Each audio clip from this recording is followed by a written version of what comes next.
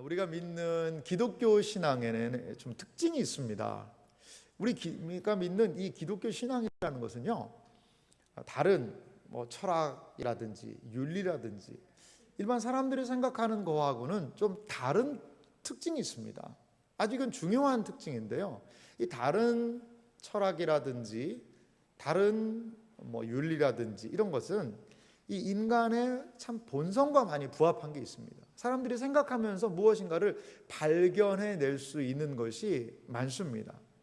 하지만요, 기독교 신앙은 사람들이 연구를 해가지고 깊이 생각해서 이거구나 라고 깨달아진 것을 모아놓은 것이 아니라는 겁니다. 그래서 제임스 패커라는 이 기독교 지성인 이 분이 이제 작년에 소천하셨거든요. 우리 기독교 신앙에 상당히 많은 영향을 주셨던 아주 귀한 분이셨습니다. 그런데 이 제임스 패커라는 이 분이 이 기독교 신앙에 대해서, 기독교의 특징에 대해서 아주 중요한 말씀을 하셨습니다. 그분께서 뭐라고 얘기를 했냐면요, 기독교는 본능적이지도 않으며 아무런 노력 없이 우연히 선택할 수 있는 신앙이 아니다. 기독교는 배워야 하며 따라서 가르침이 필요하다. 이런 아주 중요한 이야기를 하셨습니다. 기독교는요, 본능적이지 않다는 거예요. 본능적으로 탁 생각해서 이 기독교 신앙이 만들어진 것이, 기독교 신앙을 찾는 것이 아니라는 거죠. 우연히 어떻게 굴러가다 보니까 그렇게 된 것이 기독교 신앙? 그것도 아니라는 것입니다.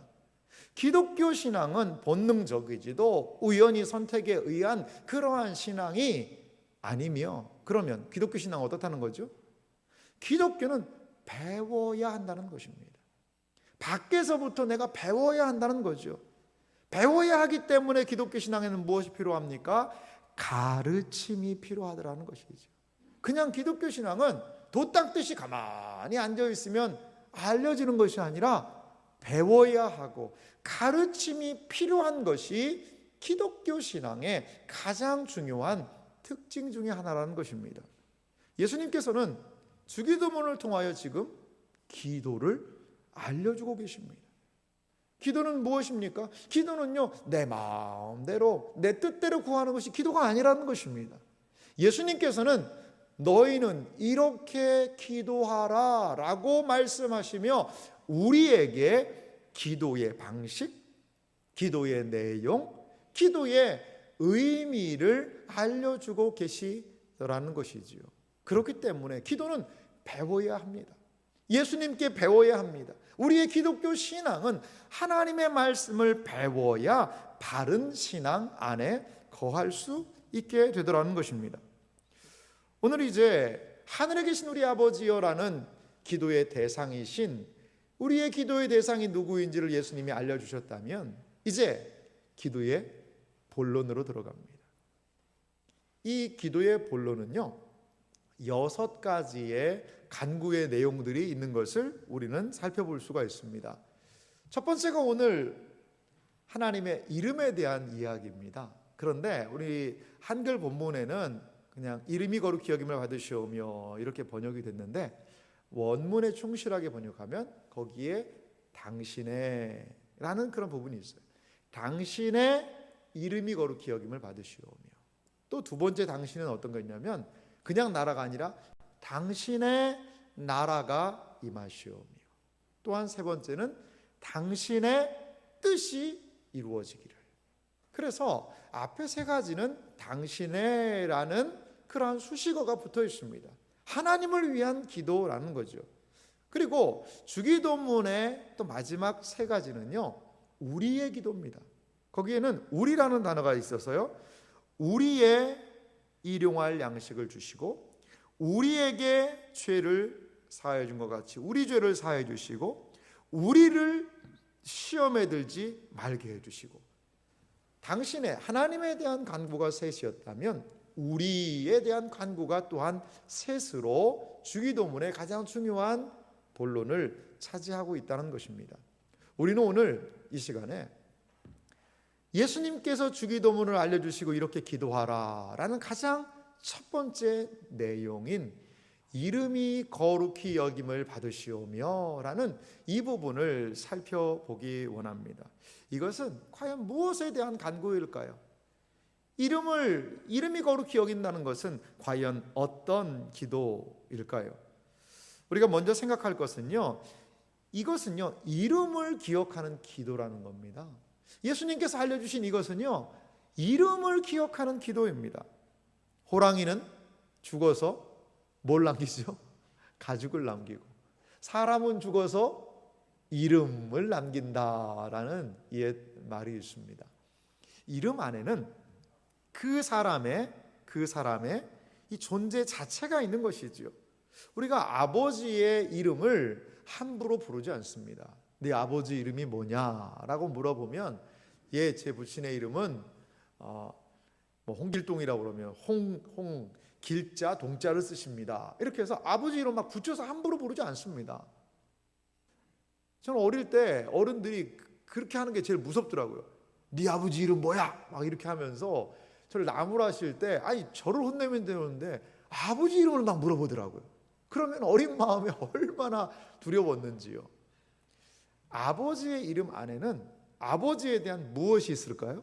존경심이 있습니다. 아버지의 이름 안에는 아버지 자체가 있다라는 것이죠. 아버지의 존재와 아버지의 이름이 결탁되어 있는 것입니다. 예수님이요, 우리가 기도해야 하는 것이 무엇인지를 알려주면서 가장 먼저 하나님 아버지의 이름을 언급하고 계십니다. 구약에서는요, 하나님의 이름이 자주 등장을 하는데요, 하나님의 이름은 하나님 존재 자체로 구약 사람들은 많이 인식하고 있었던 것을 볼 수가 있습니다. 구약의 성도들은요, 하나님의 이름을 하나님 자체로 사랑하고 존중하고, 그래서 하나님의 이름에 합당한 영광을 돌리기를 원했습니다. 그래서 나 여호와의 이름을 망령되이 일컫지 말아라 라고 아예 십계명에 명시하시기까지 했다는 겁니다. 그러면 우리가 이름의 의미를 좀, 이 구약에 나타난 하나님의 이름의 의미를 좀 살펴보기를 원합니다.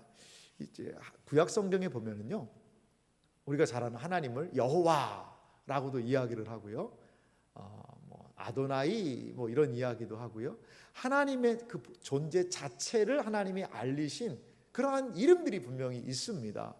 그리고요, 또 쉽게 우리가 확인할 수 있는 이름들이 있는데, 그것은 하나님께서 어떠한 일을 행하세요. 하나님이 자기가 누구인지를 알려주세요. 그랬을 때의 사람들이 반응으로 하나님에 대한 칭호를 붙이는 것을 볼 수가 있습니다. 좀 구체적으로 한번 살펴볼게요. 이 창세기 32장에 보면 이 야곱의 이야기인데요, 32장 30절에 보니까 이런 부분이 있습니다. 그러므로 야곱이 그곳 이름을 브니엘이라 하였으니 그가 이르기를 내가 하나님과 대면하여 보았으나 내 생명이 보존되었다 함이더라. 야복강에서 밤새 야곱은 한 사람과 씨름을 하였고, 그리고 거기에서 자신의 이름이 야곱이 아니라 이스라엘로 개명하는 사건이 일어나죠. 그리고 자기가 밤새 씨름한 그 인물이 하나님임을 그는 직감적으로 알았습니다. 그래서 그는 그에게 이름을 물어봤지만 이름을 알려주지 않았고, 그리고 그는 그 자리, 그 하나님을 만난 그 자리를 브니엘은 하나님의 얼굴이란 뜻입니다. 내가 여기서 하나님을 만났다라고 그 자리에 지명을 하는 것을 볼 수가 있습니다. 그래서 내가 하나님과 대면하여 보았으나 내 생명이 보존되었다 라고 브니엘이라는 이름을 거기에 붙인 것을 볼 수가 있습니다. 야곱 이야기를 좀 더 살펴보면요, 창세기 35장 14절과 15절에도 이러한 사건이 등장을 하는데요, 야곱이 하나님이 자기와 말씀하시던 곳에 기둥 곧 돌 기둥을 세우고 그 위에 전제 물을 붓고 또 그 위에 기름을 붓고, 그러니까 야곱이요, 하나님께서 말씀하신 그 자리에 돌 기둥을 하나 세우고요, 거기다가 전제 물을 붓고 기름을 부었습니다. 그러면서 15절은 이렇게 이야기를 합니다. 하나님이 자기와 야곱에게 말씀하시던 곳에 무엇을요? 이름을 벳엘이라 불렀더라. 하나님이 말씀하시는 거기 벳엘, 이것은 하나님의 집이란 뜻입니다. 하나님께서 하나님을 만난 그 자리를 벳엘, 이게 성전 아니겠습니까? 하나님이 말씀하시는 곳은 성전입니다. 벳엘이라고 하나님의 집이라고 명명한 이 야곱의 기사를 우리는 볼 수 있습니다. 하나님께서는 나타나셨고 자신이 누구이신지를 드러내 주셨습니다.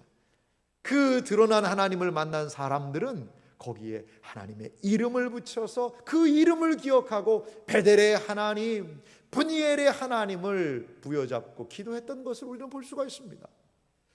사무엘서도 보니까 사무엘 7장 12절에 이러한 말씀이 있습니다. 사무엘이 돌을 취하여 미스바와 센 사이에 세워 이르되 여호와께서 여기까지 우리를 도우셨다 하고 그 이름을 에벤 에셀이라 하니라. 에벤 에셀, 원어적으로는 도움의 돌이란 뜻입니다.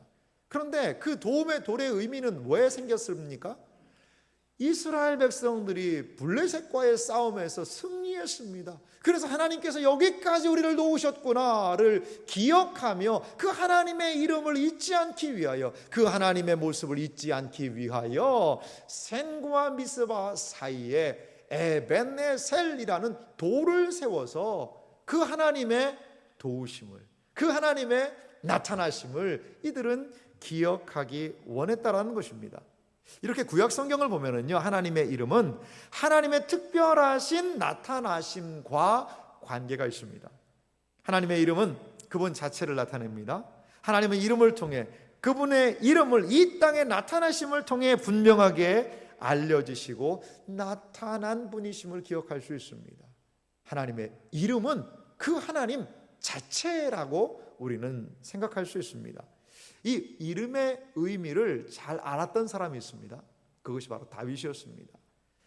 하나님의 이름을 하나님의 사람 다윗은 의지합니다. 다윗이요, 골리앗과의 싸움에서 골리앗에게 싸우러 나갑니다. 그럴 때 다윗이 한 말이 있습니다. 골리앗을 향해서 어떤 말을 했는지 아십니까? 골리앗 앞에서 다윗이 어떤 말을 했는지 우리 사무엘상 17장 45절 말씀을 다윗의 심정을 좀 가지고 함께 읽어보도록 하겠습니다. 같이 읽습니다.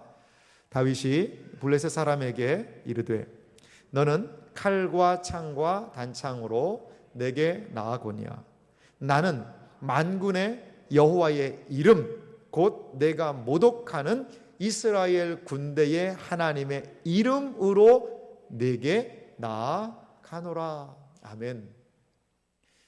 이 골리앗은요, 블레셋 사람들은 칼, 창, 단창 철저하게 중무장하고 다윗 앞에 서 있습니다.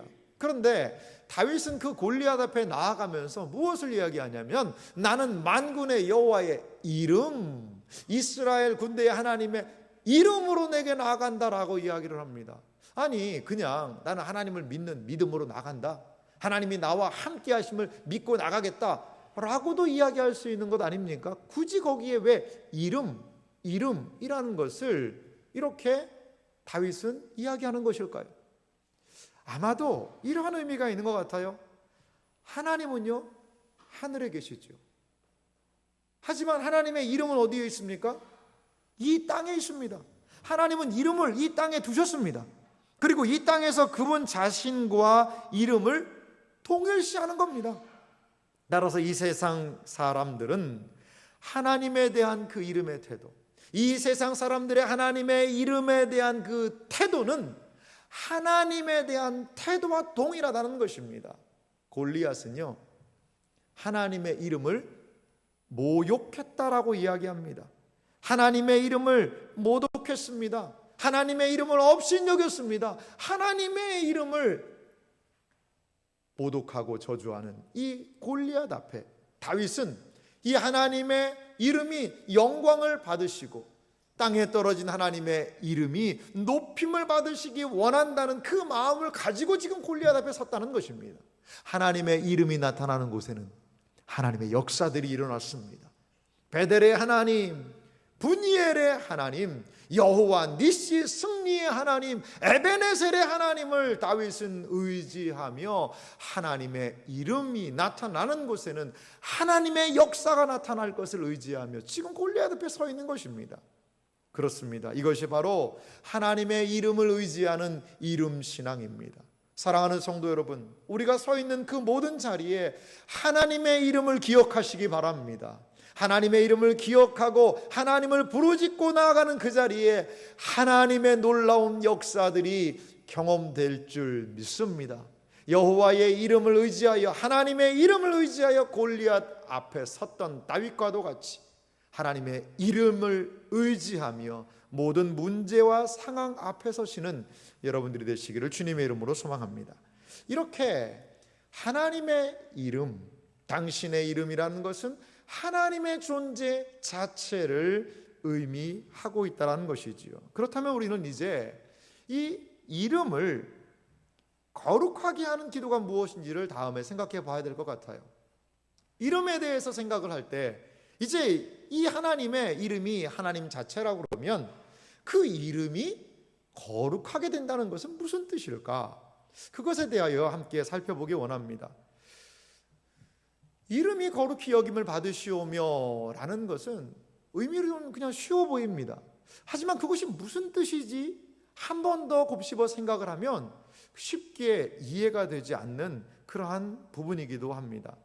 이름을 거룩하게 하다라는 그 의미 안에는 첫 번째 뜻이 있는데요, 이 하나님의 영광과 이것이 좀 같이 맞닿아 있습니다.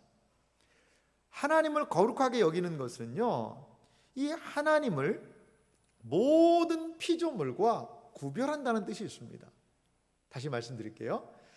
하나님의 이름을 거룩하게 한다는 것은요, 그러니까 하나님을요, 이 모든 피조물과 이 구별한다라는 뜻이 있습니다. 하나님은 어떤 분이시죠? 창조주시지요. 이 세상 모든 것은 하나님이 만든 피조 세계라는 것입니다.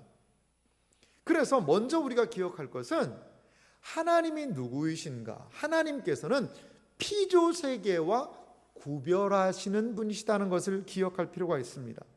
그리고 그렇기 때문에 무엇보다도 하나님께서는 귀중한 여긴 분이시다. 그 하나님은요, 피조물과 구별되는 분이시기 때문에 존귀하게 여겨야 하는 분이라는 거지요. 하나님을 이 세상의 다른 많은 신들 중에 하나로 섬기는 것이 아니라 우리 하나님은 유일무이한 분, 그에 합당한 대우를 하는 것, 이것이 바로 하나님을 거룩하게 여긴다는 의미라는 겁니다.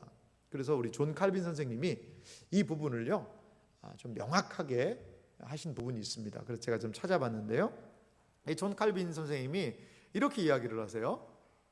하나님의 이름을 거룩하게 여긴다는 것은 하나님의 이름에 마땅한 영광을 돌리며, 그러니까 하나님의 이름을 거룩하게 여긴다는 것은 그 하나님의 이름에 마땅한 영광을 돌리라는 겁니다. 사람들이 그분을 이야기할 때 언제나 최상의 경의를 표해야 한다는 뜻이다. 쉽게 말하면 하나님의 이름을 거룩하게 여깁니다라는 것은요, 그 하나님께 영광을 돌려드리는 것과 같이 한다는 겁니다. 사실요, 뭐 우리가 하나님의 이름을 거룩히 여긴다 하는 것은 뭐 하나님이 좀 덜 거룩하신데 우리가 하나님 거룩해 주세요, 거룩해 주세요, 거룩해 주세요 라고 막 그렇게 해야지만 하나님이, 야, 내가 지금 99.9% 거룩했는데 네가 그렇게 하니까 내가 이제 100% 거룩해졌다, 그런 건 아니라는 거죠. 하나님은 존재 자체로 거룩한 분이세요. 우리와 무관하게 거룩한 분이십니다. 그런데 이 하나님의 이름을 거룩히 여김을 받으시라는 것은, 다른 말로 칼빈이 설명하는 것은 하나님한테 영광을 돌리라는 거죠. 하나님을 하나님답게 대우하라는 것입니다. 하나님이 누구이신지를 기억하면서 그 하나님답게 하나님께 대우를 하고 하나님께 예배를 드리고 하나님께 경배를 드리고 하나님께 찬양을 드릴 수 있어야 한다는 것입니다. 그러면서 칼빈 선생님이 이어서 이렇게 또 이야기를 하세요. 그러므로 이 기도의 초점은 이름이 거룩히 여김을 받으시오며. 이 기도의 초점이에요. 초점은 뭐냐? 하나님의 영광이 온 세계에 밝히 비추며 그 특성들이 인간 사회에서 찬양 받기를 원합니다 라는 뜻이다.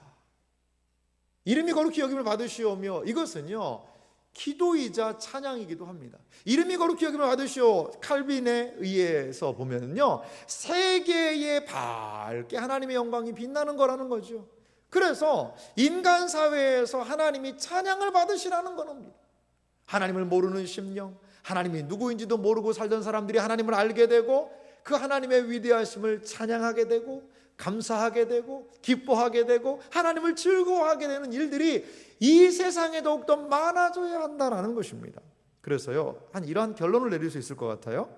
이 거룩히 여김을 받으시오며 받으소서라는 이 말씀은 영광을 받으시오며 라는 말하고 이 같은 의미입니다. 하나님의 이름이 거룩히 여김을 받으소서라는 기도는 하나님께서 영광을 받으소서라는 것과 같은 내용이라는 거죠. 그리고 이것은요 하나님께서 찬양을 받으시기 원합니다라는 그 의미와 다 똑같은 말이라는 거죠. 하나님의 이름이 영광을 받으시라는 것은, 하나님이 이름이 거룩히 여김을 받으시라는 것은 하나님의 영광을 받으소서, 하나님이 찬양을 받으소서라는 말씀이라는 것입니다. 그래서 이 이름을 거룩하게 한다는 것에 우리는 의미를 이렇게 우리에게 적용을 할 수 있을 것 같아요. 먹든지 마시든지 무엇을 하든지 이름을 거룩하게 하다라는 의미는요 먹든지 마시든지 무엇을 하든지 우리가 생각할 것이 있다는 것입니다. 고린도전서 10장 31절은 말합니다. 그런즉 너희가 먹든지 마시든지 무엇을 하든지 다 하나님의 영광을 위하여 하라. 주기도문의 첫 간구가 하나님의 영광을 위하는 기도였듯이 우리 신자의 모든 삶은 먹을 때에도 마실 때에도 무엇을 하든지 하나님의 영광을 위하여 하는 삶이라는 것입니다. 하나님께서 우리를 세워두신 자리가 있습니다. 그것이 가정입니까? 직장입니까? 학교입니까? 사업장입니까? 우리를 세워두신 그 모든 자리에서 우리가 기억할 것이 있습니다. 그것은 무엇입니까? 하나님의 이름입니다. 하나님이 나를 이 자리에 세우셨사오니 하나님 이 자리에서 하나님의 이름을 제가 기억하기 원합니다. 하나님께 영광 돌리기 원합니다. 하나님의 이름이 욕먹지 않게 해주세요. 제가 여기에서 섬기는 것 때문에 하나님의 이름이 욕먹지 않게 해주세요. 그것이 바로 우리가 첫 번째로 구해야 되는 기도라는 것입니다. 신자는 먹든지 마시든지 무엇을 하든지 다 하나님의 영광을 위하여 살아야 합니다. 이것이 바로 주기도문 기도가 우리에게 알려주는 신자의 삶의 모습이라는 것입니다. 이것은 신자가 보여야 되는 마땅한 태도라는 것이지요. 그렇다면 이름이 거룩히 여김을 받으시오며가 하나님께 영광을 돌리는 것이라면 이 주기도문의 기도는 무슨 기도일까요? 하나님께 바로 영광을 돌리는 기도라는 겁니다. 그래서 우리가 마지막으로 살펴볼 것은요, 그 이름을 기억하는 기도를 하고 이름을 거룩히 여기는 그러한 것의 의미를 알고 기도하고 마지막으로 하나님의 영광을 돌리는 기도가 무엇인지를 알아야 한다라는 것입니다. 여러분, 이 영광을 돌린다라는 표현을 우리가 자주 씁니다. 하나님께 영광을 돌려드립니다.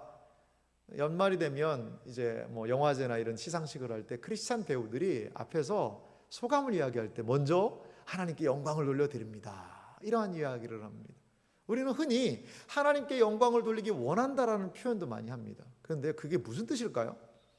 예전에 수련회 때 가보니까요, 그 아이들이 그 중고등학생들이 수련회 하지 않습니까? 그 앞에서 사회하시는 분이 막 찬양 인도하다 하나님께 영광을 돌립시다. 그러니까 막 어떤 애들은 박수도 치고 하는데 어떤 애가요 막 이름표를 빼가지고 막 이걸 돌리는 거예요. 이걸 너 뭐 하냐라고 했더니 하나님의 영광을 돌리고 있다는 거예요. 지금 자기는 그 이름표를 빼가지고 막 이렇게 돌리면서 하나님의 영광을 돌린다는 거죠. 물론 그걸 돌리면 하나님의 영광을 받으실 수도 있을 거예요. 받으실 수도 있습니다. 그런데 하나님의 영광을 돌린다라는 것이 알듯하면서도 구체적으로 무슨 말인지 좀 모호한 부분이 있습니다. 우리는 그래서요, 이 영광을 돌린다라는 의미를 잠시 살펴보면은요, 이 영광이라는 단어에 이 네 가지를 알아야 됩니다. 네 가지. 이 영광이라는 단어에 이 네 가지 순환이 있습니다. 순환이 있는데요, 이 네 가지인데 한번 보면, 첫 번째, 영광의 존재가 있고 영광에 드러나는 것이 있고 영광의 인식, 영광의 돌림이 있습니다. 뭐 이것이 무엇인지를 한번 설명을 한번 해드릴게요. 요 자막을 한번 좀 그대로 둬보십시오. 두시고 제가 설명하는 걸 한번 들어보세요. 이 영광의 존재가 있다는 것은 이 영광스러운 존재가 있어야 될 거 아니겠어요? 그래야지 거기서 영광이 나타나지 않겠습니까? 근데 영광스러운 존재가 자신의 영광을 드러내는 거죠. 나타내는 거죠. 하나님이 영광스러우신 것은 그 영광스러움이 나타났기 때문이죠.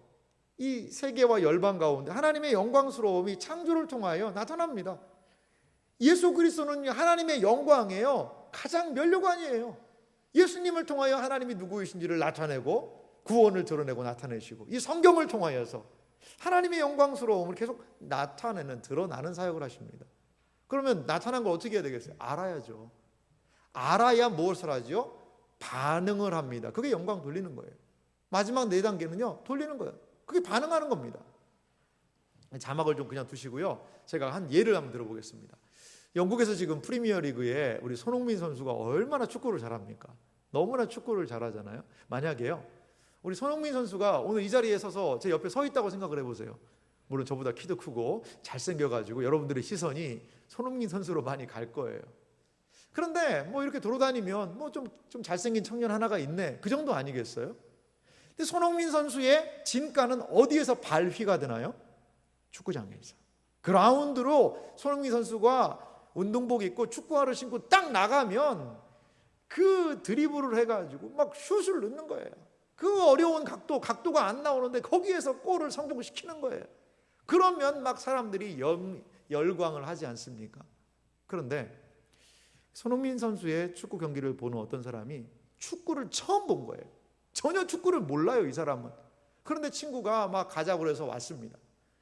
그래서 축구를 같이 보는 거예요. 그러니까 손흥민 선수가 골대 안에다가 볼을 차서 멋진 슛을 넣었습니다. 근데 이 사람이 물어보는 거예요. 아니, 왜 저 사람은 그 볼을 차가지고 저기 안에 넣냐? 저 안 들어가게 하려고 저 사람이 저렇게 막고 있는데, 좀 봐주지. 왜 그걸 넣어야 되냐? 이런 거, 여러분, 이런 걸 많이 물어본다고 생각을 해보세요. 그러면 나는 축구를 알고 손흥민을 좋아하기 때문에 막 열광하고 있는데, 이 사람은 열광이 안 되는 겁니다. 그거 왜 좋아하냐? 그거 왜 좋아하는데? 저 사람 생각하면, 저 고개 푹 숙이고 있는 사람 보면 참 너무 마음이 아프다. 뭐 이러는 거죠. 자, 이제 그날 손흥민 선수가 골을 3골이나 넣었어요. 헤드트릭을 했어요. 많은 사람들이 막 일어나서 기립 박수를 치고 손흥민을 열광하고 있습니다. 그런데 축구를 모르고 손흥민을 모르는 이 사람은 뭐 할까요? 빨리 가자는 겁니다. 지금 여기 있을 때가 아니라는 거예요. 이 많은 사람들이 주차장 빠져나가면 차 막힌다고 빨리 나가자는 거예요. 그거는 손흥민도 모르고 축구도 모르는 사람의 이야기 아니겠어요? 하나님의 영광도 똑같습니다. 하나님 영광스러운 존재세요. 하나님의 영광이 드러나세요. 창조를 통하여, 그의 놀라운 구원의 사역을 통하여. 그런데 그것을요, 인식하고 깨달아 안 사람들이 있습니다. 그것을 인식하고 깨달아 아는 사람들은요, 은혜를 경험하는 거예요. 하나님의 은혜로 있을 데 없는 자. 하나님의 은혜로. 그러면서 하나님의 영광에 드러나는 것을 인식하는 사람들이 생기게 되죠. 인식하는 사람들은 어떻게 될까요? 그것에 대해서 반응하게 되어 있습니다. 그것이 무엇이냐? 그게 찬양입니다. 그것이 바로 무엇이냐? 그것이 바로 영광을 돌린다라는 이야기입니다. 영광을 돌린다는 것은 내가 무엇을 만들어서 하나님 이것 좀 한번 좀 잡수세요 라고 올려드리는 것이 하나님 영광 돌리는 것이 아니고요, 하나님의 영광스러움을 내가 알고 깨닫고 그거에 대하여 반응하는 것입니다. 반응하는 것이에요. 마치 이 태양을 아이들이 이 깨진 유리 조각 가지고, 이 거울 가지고요, 이 반사놀이를 하지 않습니까? 그거와 같아요. 태양의 밝은 빛을 그 유리에 반사해서 올리는 것과 같은 것이죠. 여러분, 언제 막 한번 전율이 느껴지십니까? 하나님의 말씀이요, 우리 가운데 충만하게 증거될 때에, 하나님의 뜻을 온전히 알게 될 때에, 그리고 그 하나님의 온전하신 뜻을 알고 예배의 은혜를 받고 드리는 찬양을 생각해 보세요. 막 닭살 돋는 전율이 생길 때가 있습니다. 그게 바로 영광이에요. 하나님 이런 분이셨군요. 하나님을 찬양합니다. 하나님을 인정합니다. 하나님을 의지합니다. 그것이 진정한 영광을 돌리는 일이고 찬양하는 일이라는 겁니다. 찬양은 단순히 악보에 적어진 그 노래를 부르는 게 찬양이 아니고요, 그분을 칭찬하는 겁니다. 그분께 영광을 돌리고 그분을 인정하는 것이고, 그분이 받으셔야 되는 합당한 것을 나의 입술로 나의 온 마음을 다하여 올려드리는 것, 그것이 찬양의 도구가 될 수가 있고, 그것이 기도가 될 수도 있고요, 그것이 영광을 경험한 사람들의 모습이라는 것입니다. 사랑하는 성도 여러분, 하나님께 영광 돌리는 삶이 우리 모두에게 있기를 간절히 소망합니다. 그러기 위해서는 하나님 알아야 합니다. 아는 만큼 영광 돌릴 수가 있습니다. 하나님이 누구이신지를 알아야 그 하나님의 합당한 영광을 돌려 드릴 수 있다는 것입니다. 영광을 돌리는 기도의 그럼 의미를 좀 살펴보면요, 이 영광을 돌리는 기도를 생각할 때 우리가 기억할 것은요, 이 내 기도에서 주 기도로 좀 달라져야 된다는 겁니다. 여러분, 만약에요, 예수님께서 너희들 마음대로 한번 기도해봐라 라고 이야기했다면 어떻게 기도를 했을까요? 여러분, 예수님께서 너희들이 한번 마음대로 기도해봐라 라고 얘기하면 이제 하나님 아버지께 기도하라는 내용은 아니까 하나님 아버지요 라고 이야기하면서 바로 내 문제 나옵니다. 하나님 이것도 안 되고요, 저것도 안 되고요, 이것도 주시고 저것도 주시고, 나중에 기도할 때 이렇게 기도해요. 한 20분 하나님 이것도 주고 저것도 주시고 하시더니 마지막에 구하지 않은 것까지도 주실 줄 믿습니다. 그러면서 기도하는 게 우리입니다. 이건 주기도가 아니에요. 주님을 위한 기도가 아니에요. 내 기도죠, 내 기도. 너무나도 많은 사람들이 내 기도문을 하면서 기도한다고 생각합니다. 내 기도문을 암송하고 내 기도문을 하면서 하나님께 영광 돌리는 기도라고 생각을 한다는 거죠. 너무나도 하나님의 영광과는, 하나님의 영광을 구하는 기도와는 이게 분리가 되어 있다는 생각이 들어요. 예수님께서는 우리가 무엇을 먼저 구해야 할지에 대한 삶의 우선순위를 이렇게 말씀하십니다. 마태복음 6장 33절인데요, 우리 한 목소리로 같이 읽도록 하겠습니다. 함께 읽습니다. 그런즉 너희는 먼저 그의 나라와 그의 의를 구하라. 그리하면 이 모든 것을 너희에게 더하시리라. 아멘. 우리 주님께서는 진정한 기도가 무엇인지 우리에게 알려주기를 원하셨습니다. 하늘 아버지께서 원하시는 기도는 내 기도문이 아니라 주님의 영광을 위하는 기도로 시작해야 한다라고 우리 주님께서는 우리 기독교 신앙의 가장 중요한 기도를 알려주고 계시다라는 겁니다. 우리는 주님 앞에 무릎을 꿇어야 합니다. 그래서 나 중심적인 기도에서 하나님 중심적인 기도로, 내가 생각하는 기도에서 하나님이 인정하시는 기도로 기도의 방향 전환이 이루어져야 한다는 것입니다. 그래야지만 우리의 기도가 하나님 보시기에 온전한 기도로서의 의미가 생긴다는 겁니다. 사랑하는 성도 여러분, 우리가 하나님의 이름을 구하고 하나님의 영광을 위하여 기도할 때에 그럼 우리는 뭐냐? 나는 뭐냐? 앞으로 예수님께서 하실 우리들에 대한 기도도 분명히 알려주십니다만, 하나님의 영광을 위하여 기도하는 사람들이 알아야 되는 내용이 있습니다.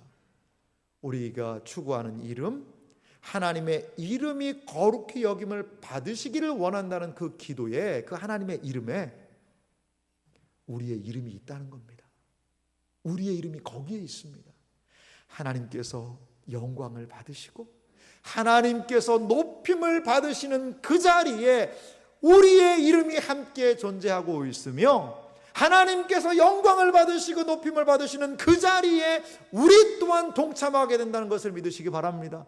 우리 신자가, 교회가 하나님께 영광을 돌리고 그 하나님의 이름을 높이며 나아갈 때에 거기에서, 그 자리에서 우리의 인생은 진정한 만족을 경험하고 하나님께서 돌보시며 하나님께서 자비와 긍휼을 베풀어 주셔서 우리의 생애 또한 영광스러운 생애로 하나님께서 이끄신다는 것을 여러분 기억하시기 바랍니다. 너희는 먼저 그의 나라와 그의 의를 구하라. 그리하면 이 모든 것을 그 영광의 아버지께서 우리에게 채우셔서 우리도 또한 이 땅에서 영광스럽게 하시겠다라는 기도가 이름이 거룩히 여김을 받으시오며라는 이 기도의 의미라는 것입니다. 그래서 시편 91편 14절은 이렇게 말씀하고 있습니다. 하나님이 이르시되 그가 나를 사랑한즉 내가 그를 건지리라. 그가 내 이름을 안즉 내가 그를 높이리라. 하나님을 아는 심령, 하나님을 사랑하는 심령, 그의 이름을 아는 사람을 하나님은 그냥 내버려두지 않으시겠다는 것이지요. 하나님께 영광 돌리는 그 심령을 하나님께서는 내가 그를 높이리라라고 말씀해주고 계십니다. 사랑하는 성도 여러분, 우리 스스로 높아지려고 해서는 안 됩니다. 우리 스스로 무엇인가 되려고 하나님까지 끌어들여서 내 기도문을 완성하려고 하는 그 기도의 자리를 내려놓고 우리는 내 기도문을 내려놓고 주님을 향한 기도로 나아가야 합니다. 먼저 구할 나라가 있습니다. 먼저 구할 의가 있습니다. 먼저 생각해야 되는 하나님의 영광스러운 이름이 있습니다. 그가 내 이름을 안즉, 내 이름을 부른즉, 내 이름을 영화롭게 한즉 내가 그를 높이리라. 할렐루야. 이것이 신자가, 이것이 교회가 이 세상에서 살아가는 방식이라는 것입니다. 우리는 결코 우리 스스로의 힘으로 살아가는 존재가 아니라 하늘 아버지를 인정하고 그 하늘 아버지가 주시는 하늘 차원에 의지하여 하나님의 영광에 의지하여 하나님의 영광을 신뢰하며 살아가는 하나님의 백성들임을 여러분 기억하시기 바랍니다. 사랑하는 성도 여러분, 우리 이름을 기억하고 영광을 돌리는 기도가 우리 모두에게 이어지기를 간절히 소망합니다. 하나님의 이름이 거룩히 여김을 받으시는 것은 하나님이 영광을 받으시는 것, 그것이라고 오늘 우리 말씀을 통하여 알게 되었습니다. 우리의 삶이 먹든지 마시든지 무엇을 하든지 하나님께서 우리를 세워주신 그 자리에서 주님의 이름을 높입니다. 주님을 인정합니다. 주님, 나의 삶을 통하여 하나님이 영광을 받아 주시옵소서. 나의 입술의 모든 말과 나의 마음의 묵상이 주님께 영광을 돌리는 말과 행동되기 원하나이다 라고 기도하는 그 기도를 통하여 하나님은 영광을 받으신다는 것을 기억하시기 바랍니다. 우리의 모든 생애와 삶이 이 하나님을 인정하고 기억하며 하나님께 영광을 돌려드리는 어떠한 상황과 처지가 있다 하더라도 하나님을 신뢰하고 의지함으로 그 자리에서 하나님께 영광을 돌려드리는 복된 생애와 삶이 되시기를 주님의 이름으로 축원합니다.